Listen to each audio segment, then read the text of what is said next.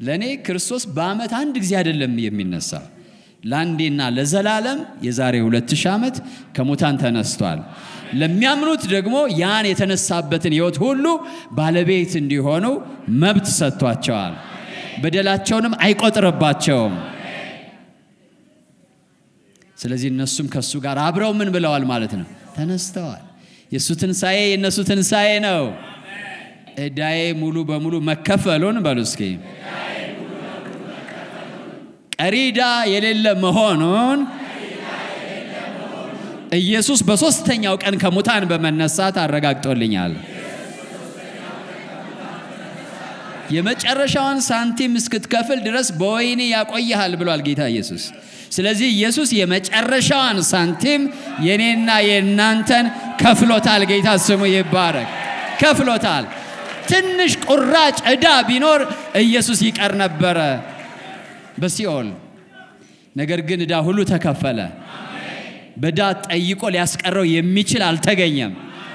ስለዚህ በአዲስ ሕይወት፣ በማይኮነን ሕይወት፣ በማይወቀስ ሕይወት፣ እንደገና በማይሞት ሕይወት፣ እንደገና ከእግዚአብሔር በማይለይ ሕይወት ክብር ለጌታ ይሁን። ዕብራውያን ላይ ለዘላለም በእግዚአብሔር ሕይወት ይኖራል ይላል። ጌታ ስሙ ይባረክ። በአዲስ ሕይወት ከሙታን ተነሳ። ጌታ ስሙ ይባረክ። እኛም በበደላችንና በኃጢአታችን ሙታን ሳለን እንዲህ ያለ አሰራርን በዘረጋ በእግዚአብሔር አሰራር በማመናችን ምክንያት በበደላችን ሙታን ሳለን ከእርሱ ጋር ሕይወትን ሰጠን። ጌታ ስሙ። ይሄን በማመናችን ጀስት ይሄን የስብከት ሞኝነት ኢየሱስ ስለ ኃጢአቴ ተሰቀለ፣ ስለ መተላለፌ ቆሰለ፣ ስለ በደሌ ደቀቀ፣ የኔ በደል በሱ ላይ ነበረ፣ ስለ ኃጢአቴ ሞተ፣ ስለ ኃጢአቴ ተቀበረ፣ እኔን ለማጽደቅ ደግሞ በሶስተኛው ቀን ከሙታን ተነሳ ብዬ የግል አድርጌ በማመኔ ምክንያት ብቻ በስብከት ሞኝነት የሚያምኑትን ሊያድን የእግዚአብሔር ፈቃድ ሆኗል ይላል የእግዚአብሔር ቃል።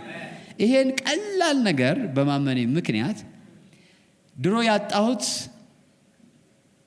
ፌሎሺፕ አዳምና ሔዋን በገነት ከእግዚአብሔር ጋር የነበራቸው ነው። ያጣሁት ሕይወት ደግሞ አዳምና ሔዋን የነበራቸው፣ ሔዋን ማለት ሕይወት ማለት ነው። አክቹአሊ አዳምና ሔዋን የነበራቸው ሕይወት ነው። የነሱን ሕይወት ነው መጀመሪያ የነበራቸው ሕይወት አጡት። ሌላ ሕይወት የመከራ፣ የስቃይ፣ የሐዘን፣ የጭንቀት እና ከ120 እና ከምናምን ዓመት በላይ የማይኖር ሕይወት ነው በኃጢአትና በበደል ምክንያት ያገኙት። ከሞቱ በኋላ ደግሞ ለዘላለም እርግማን ማለት ነው።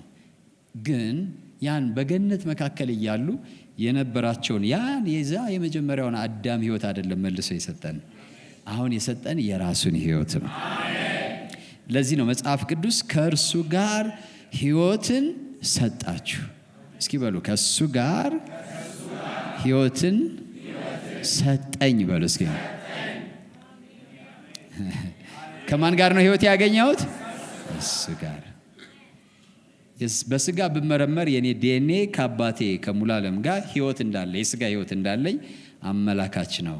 ያ የስጋ ሕይወት ነው። ስለዚህ ከአባቴ ጋር ሕይወት አለኝ የስጋ ሕይወት፣ ግን ደግሞ ሌላ ሕይወት ከኢየሱስ ጋር አለኝ። ክብር ለጌታ ይሁን። ይህ እንግዲህ ከክርስቶስ ጋር አንድ የመሆን ምስጢር አስደናቂ ምስጢር ነው ወገኖቼ። ከክርስቶስ ጋር አንድ የመሆን ምስጢር አስደናቂ ምስጢር ነው። እግዚአብሔር አሮጌውን ማንነት አስወግዶ አዲሱን የተረገመውን ጎስቋላውን ከእግዚአብሔር የተለየውን ቅጣትና ፍርድ ሞት የሚጠብቀውን ሁልጊዜ የሚሸማቀቀውን የሚሰጋውን የሚፈራውን የሚንቀጠቀጠውን ያን አሮጌ ሕይወት ማንነት አስወግዶ አዲሱን ሌላ ማንነት ያስገኘበት አስደናቂ ምስጢር በዚህ ክፍል ውስጥ ታያላችሁ። ከክርስቶስ ጋር አንድነት ማለት ነው። ክርስቲያኖች በዚህ ቃል መሰልጠን አለብን። ቨርስድ መሆን አለብን። በዚህ ቃል በአዲስ ኪዳን ቋንቋ መሞላት አለብን። ክብር ለጌታ ይሁን። ብዙ ብሉይ ኪዳን ነው ሞልቶን ያለው። በጣም የሚያሳዝነው ነገር እሱ ነው። በዚህ አንድነት ምክንያቱም አዲስ ኪዳን ከገባው አንድ ሰው ሊደክም አይችልም። ከክርስቶስ ጋር አንድነት ነዋ። ክብር ለጌታ ይሁን። በዚህ አንድነት የእኛን ሞት ሞቶ አድርጎ ሲቀበል ሕይወቱን ደግሞ ሕይወታችን አድርጎ አስነሳን።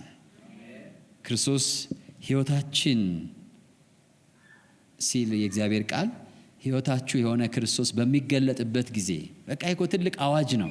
ስታነቡት ዝም ብሎ ድሮ ነበረ በልጅነታችን ሰመመን ምናምን የሚሉን ሰመመን እንዳይመስላችሁ፣ እንደ ሰመመን እንዳታነቡት።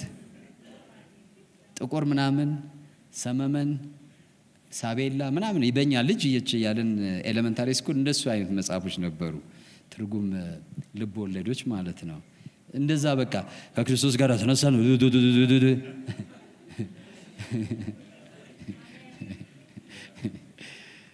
ስላንተ እኮ ነው የሚያወራው። አኝከው አብላላው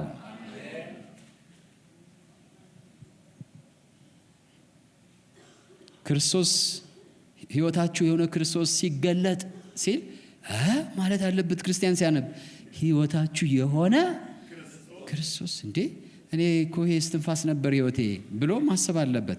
እንዴ ክርስቶስ ነው እንዴ ሕይወቴ? ምን ማለት ነው? ምን ማለት ነው? አሁን ኤግዚስት ያደረኩበት ማለት ነው። ሕይወት ማለት ሕያዋን የሆንበት ማለት ነው። የምንኖርበት ማለት ነው። እሱ ማለት ነው የመኖራችን ምክንያት። ክብር ለጌታ ይሁን። ሕይወት የመኖር ምክንያት ነው። the reason or the cause of existence ነው ሕይወት። ሕይወት ከሌለ ሰው አይኖርም። ስለዚህ ክርስቶስ ሕይወታችሁ ሲባል ዝም ብሎ የሆነ ደስ የሚል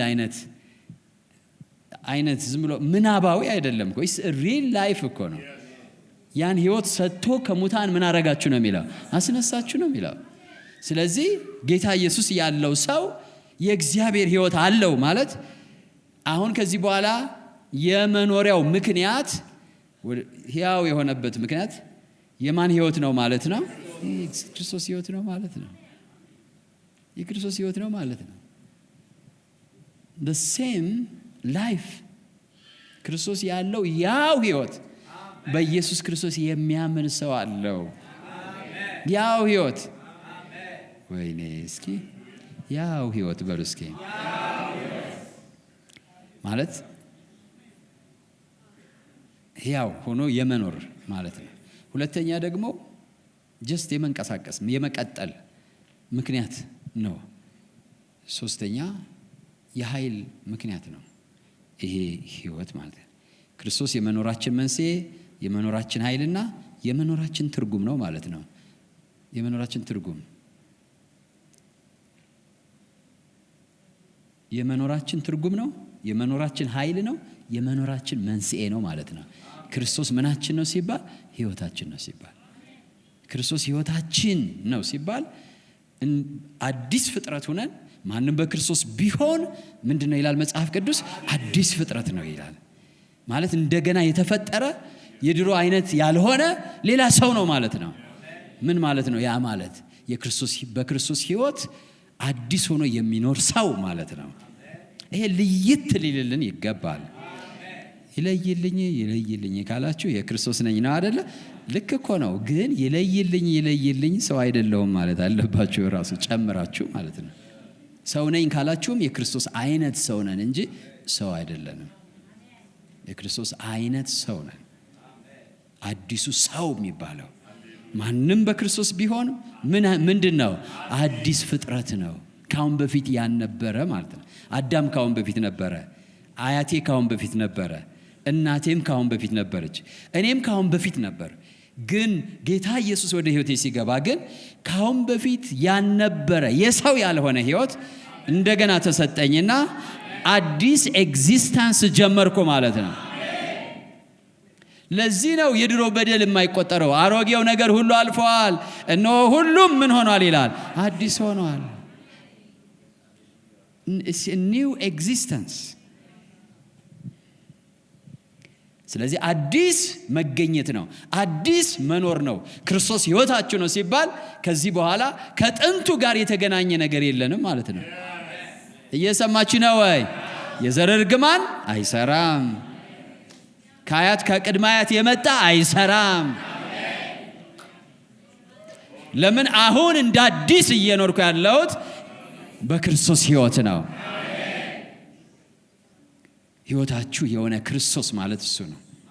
ምናችሁ የሆነ ሕይወታችሁ የሆነ ሲባል ዝም ብሎ በቃ ነገር እንደዚህ ሐሳብ አታድርጉት። መኖር የጀመራችሁበት ማለት ነው። ሕያውነታችሁን ያገኛችሁበት ማለት ነው። ክብር ለጌታ ይሁን። ከዛ ደግሞ የመኖራችሁ ኃይል ሕይወት ነው የሚያኖረን። እንስሳው በእንስሳ ሕይወት ይኖራል። እጽዋቱ በእጽዋት ሕይወት ያድጋል። የባህር ዛፍ ሕይወት ያለው ዛፍ ባህር ዛፍ የሚሆነውን ሁሉ ይሆናል። ቁመቱም ምኑም ትንሽ ትንሽ ነው የሚለያየው፣ ተመሳሳይ ነው። አይታችሁ ባህር ዛፍ ነው ትላላችሁ። የሆነው የባህር ዛፍ ሕይወት ስላለው ነው።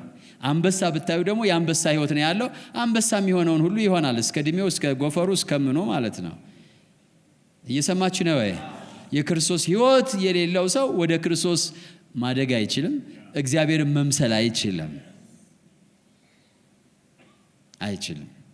ስለዚህ የመኖር ኃይል ነው። አዲስ የመኖር ኃይል፣ አዲስ እግዚአብሔርን እየመሰሉ የመኖር ኃይል።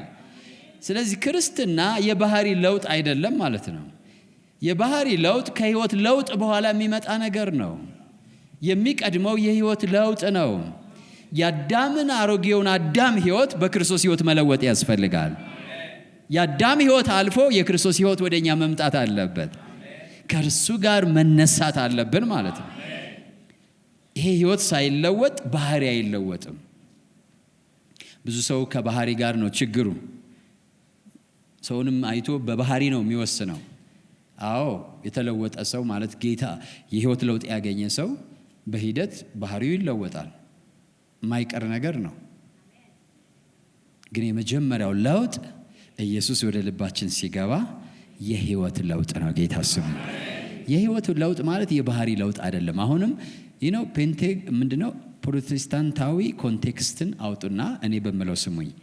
እየሰማችሁ ነው ወይ? ሕይወት የተለወጠ የምንለው ማጨስ ስናቆም መጠጣት ስናቆም ነው አይደለም። ሕይወት ማለት ሕይወት ነው፣ የመኖር ምክንያት ማለት ነው። ሕይወት ተለወጠ ማለት ሌላ ሕይወት አገኘው ማለት ነው። ሕይወቴ ተለውጧል ስንል ሌላ ሕይወት ምን ብያለሁ ማለት ነው? አግኝቻለሁ። የሰው ሕይወት ነበረኝ፣ አሁን የአምላክ ሕይወት አለኝ በእኔ ውስጥ ማለት ነው። የባህሪ ለውጥ ግን ከዚህ በኋላ የሚመጣ ነው። አንዲት ባቄላ ትተክላላችሁ፣ ሕይወት አላት፣ ታጠጣታላችሁ፣ ታድጋለች። ባቄላ መሆኗን ከጥቂት ጊዜ በኋላ ታያታላችሁ። ስለዚህ የሚቀድመው የባቄላዋ ሕይወት ነው። በኋላ ቅጠሏ፣ ከዛ አበባዋ፣ ከዛ ፍሬዋ ይመጣል። እየሰማችሁ ነው ወይ? ለዚህ ነው ጌታ ኢየሱስ ክርስቶስ ዛፉን መልካም አድርጉ ፍሬው መልካም ይሆናል ያለ። ዛፉ መልካም ሳይሆን ፍሬው መልካም ሊሆን አይችልም። ቢጾምም ቢጸልይም ቢሰግድም ምንም ሊሆን አይችልም። ለዚህ ነው ያ ሕይወት መወገድ አለበት በመስቀል ላይ ብሎ እኛን ወክሎ በመስቀል ላይ አስወገደው። ጌታ ስሙ የተባረከ። አዲስ ሕይወት ነው። እናንተ በቃ ምንድነው? you are totally ጥቅም የለሽ ማይረባ ማጠቅ መሆናችኋል። ከእንግዲህ በኋላ አትሻሻሉም፣ አትለወጡም። የሚያስፈልጋችሁ አዲስ ነው ማለት ነው። ጌታ ስሙ። መጣፍ መለበጥ ሊያድነን ስላልቻለ ጌታ መለወጥ መንገዱ አደረገ። ጌታ ስሙ ይባረክ። በማይጠገን ሁኔታ ስለተበላሸን እየሰማችሁ ነው ወይ? የሰው ልጅ በምን ሁኔታ ስለተበላሸ? በማይጠገን ሁኔታ ስለተበላሸ ጌታ ይዞለት የመጣው አዲስ ሕይወት ነው። ጌታ ስሙ ይባረክ። ያ ሕይወት ደግሞ የኢየሱስ ክርስቶስ ሕይወት ነው። መቼ ነው ያን ሕይወት የምናገኘው? ያን ሕይወት የምናገኘው ኢየሱስ ክርስቶስን ስንቀበል ነው። በሱ ውስጥ ነው ያለው ያ ሕይወት። እርሱን ሪጀክት አድርጎ የዘላለም ሕይወት ማግኘት አይቻልም። የሱን ስም ለመጥራት እየተሸማቀቀ የዘላለም ሕይወት ማግኘት አይቻልም። ያ ሕይወት ያለው እግዚአብሔር ያን ሕይወት አሽጎ አጭቆ የላከልን በልጁ ነው። እየሰማችሁ ነው ወይ? በምኑ ነው የላከልን? ልጁን የማይቀበል ሕይወቱን ሊቀበል አይችልም። ያ ሕይወት ያለው በማን ነው? በልጁ ነው። የሰው እንዲሆን እግዚአብሔር ራሱ ይኖርበት የነበረውን ሕይወት የሰውም እንዲሆን በልጁ ልኮልናል። ጌታ ስሙ የተባረከ። ልጁን ስትቀበል ያን ሕይወት ተቀብለሃል።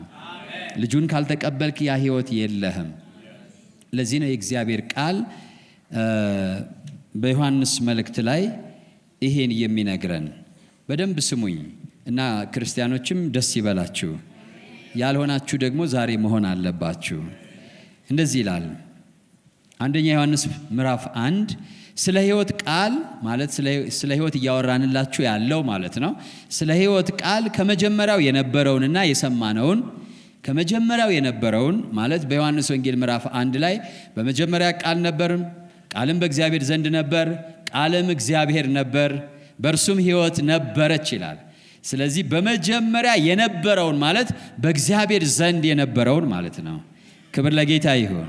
ስለ ሕይወት እያወራንላችሁ ነው። ይሄ የምናወራላችሁ ሕይወት በመጀመሪያ የነበረ ነው ማለት ኢተርናል ነው፣ ዘላለማዊ ነው ማለት ነው። ከኔ ጋር ናችሁ ወይ? እኛ አሁን እያወራንላችሁ ያለው ሕይወት ተራ ሕይወት አይደለም። በመጀመሪያ የነበረ ሕይወት ነው። በመጀመሪያ የነበረውንና የሰማነውን በኋላስ በዓይኖቻችን ያየነውን ያ ሕይወት መጥቶ ተገልጦ በመጀመሪያ የነበረ ነው። በመጀመሪያ በእግዚአብሔር ዘንድ የነበረ ነው። ግን ከዕለታት አንድ ቀን ከቅድስት ድንግል ማርያም ተወለደ እና በምድር ላይ ሲመላለስ አዩት። እየሰማችሁ ነው ወይ? በመጀመሪያ የነበረውና የሰማነውን በዓይኖቻችን ያየነውን የተመለከትነውን እጆቻችንም የዳሰሱትን እናወራለን። ስለዚህ የእግዚአብሔር ሕይወት የሚባለው ሰዎች በዓይናቸው ያዩት በእጆቻቸው የዳሰሱት በዚህ ምድር ላይ በአካል የተመላለሰ ነው። ያ ሕይወት ይኑረኝ የሚል ሰው ይሄን መቀበል ይኖርበታል። ኢየሱስን የሆነ ጎራ፣ የሆነ ቡድን፣ የሆነ ሃይማኖት አድርገን የዘላለም ሕይወት ሊኖረን አይችልም። ሃይማኖት ስርዓት ነው። የመስገድ ዶክትሪን ነው፣ አስተምሮ ነው፣ ስርዓት ነው፣ አካሄድ፣ አቀማመጥ፣ አለባበስ፣ አሰጋገድ፣ አሰጣጥ፣ ሩልስ ኤንድ ፕሪንሲፕልስ ሊሆን ይችላል። አስፈላጊ ናቸው እነዚህ ሁሉ። ሕይወት ግን አይደሉም። ሕይወት ግን ፐርሰን ነው። ክብር ለጌታ ይሁን። ሕይወት አካል ነው። ጌታ ስሙ ይባረክ። ሕይወት አካል ነው። የሆነ የሃይማኖት መስፈርት በማሟላት የዘላለም ሕይወት ማግኘት አይቻልም። የዚህን ቤተ ክርስቲያንም ቢሆን የትኛውንም ቤተ ክርስቲያን ስርዓትና ደንብ በማሟላት የዘላለም ሕይወት ማግኘት አይቻልም። የዘላለም ሕይወት መጀመሪያ የነበረ በኋላም ሐዋርያቱ በዓይናቸው ያዩት በእጃቸው የዳሰሱት ኢየሱስ የሚባለው ነው። ጌታ ስሙ ይባረክ። ለዛ ነው ኢየሱስ ምን አለ? እኔ ሕይወት ነኝ አለ። እኔ ሕይወት ነኝ። ስለዚህ እጆቻችን የዳሰሱትን እናወራላቸዋለን። ሕይወት ተገለጠ፣ አይተንማል። በእግዚአብሔር ዘንድ ተሰውሮ የነበረው ሕይወት አሁን ተገልጧል። እኛ አይተናል አለ። ምስክር እንዲሆኑ የጠራቸው ሐዋርያት ማለት ነው። ሕይወት ተገለጠ፣ አይተንማል፣ እንመሰክራለን። ከአብ ዘንድ የነበረውን አረ ክርስቲያን፣ እኔና እናንተ ምን አይነት የታደልን ሰዎች ነን። ከአብ ዘንድ የነበረውን በሉ እስኪ። የማን የነበረውን? የአብ የነበረውን፣ በአብ ዘንድ የነበረውን፣ ከአብ ዘንድ የነበረውን ለእኛም የተገለጠውን የዘላለምን ሕይወት እናወራላቸዋለን እንጂ መንግሥተ ሰማያት ነው እኮ። እኔ ድሮ እንደዛ ነው ማስበው። እንደኔ ነው የምትመስሉኝ ብዙዎቻችሁ። የዘላለም ሲባል ለዘላለም በመንግሥተ ሰማያት መኖር አይደለም። እዚህ ጋር የሚለው በአብ ዘንድ የነበረውን ስለ መንግሥተ ሰማያት እናወራቸዋለን ነው እንደሚለው አይደለም። አይደለም። በመጀመሪያ የነበረውን፣ በመጀመሪያም ደግሞ በማን ዘንድ የነበረውን? በአብ ዘንድ የነበረውን፣ አብ ይኖርበት የነበረውን፣ ተሰውሮ የነበረውን፣ ማንም አይቶት የማያውቀውን የእርሱ ብቻ የነበረውን ሕይወት ከወደደን ከትልቅ ፍቅሩ የተነሳ በምሕረቱ ደግሞ እጅግ ባለጸጋ ስለሆነ በልጁ በኢየሱስ ክርስቶስ በኩል ለእኛ ምን አደረገው? ገለጠው። ከእንግዲህ በኋላ የኔ ብቻ አይሁን፣ እናንተም ደግሞ ኑሩበት፣ የእናንተም ሕይወት ይሆንላችሁ። ይሄን ተቀብላችሁ ከኔ ጋር ሕይወት ይሆንላችሁ፣ ይብዛላችሁ አለን። ጌታ ስሙ ይባረክ። ይሁላችሁ ስሙ። ከአብ ዘንድ የነበረውን ለእኛም የተገለጠውን የዘላለምን ሕይወት እናወራላችኋለን። እኛም እናወራላችሁ የዘላለምን ሕይወት ነው። በአብ ዘንድ የነበረውን ወይ ክርስትና የሚል የደረጀ መዝሙር አለ፣ አዳምጡት። ወይ ክርስትና እየሰማችሁ ነው። እናንተ ደግሞ ከዛ ምን ይላል? እናወራላችኋለን ይላል። ምን ይላል? እናንተ ደግሞ ከእኛ ጋር ኅብረት እንዲኖራችሁ በዚህ ነገር እንድትካፈሉ። የሆነ ሄዳችሁ ዳቦ በልታችሁ ወይ ጣፍጣል ብላችሁ አንድ ሰው ሂድ እባክህ ግዛው እንደምትሉት ነው። እኛ ይሄን ሕይወት ቀምሰናል። ይሄን ህይወት ዳሰናል፣ ይሄን ህይወት አግኝተናል፣ ይሄ ህይወት የኛ ህይወት ሆኗል። እናንተ ደግሞ በዚህ ነገር ከኛ ጋር ተካፋይ እንድትሆኑ ልክ እንደኛ ተካፋይ እንድትሆኑ እኔም ዛሬ ማወራበት ምክንያት ለዛ ነው። እናንተ ደግሞ ከኛ ጋር ህብረት እንዲኖራችሁ ያየነውንና የሰማነውን ለእናንተ ደግሞ እናወራላችኋለንና ህብረታችን ከአባት ጋር ከልጁም ከኢየሱስ ክርስቶስ ጋር ነው።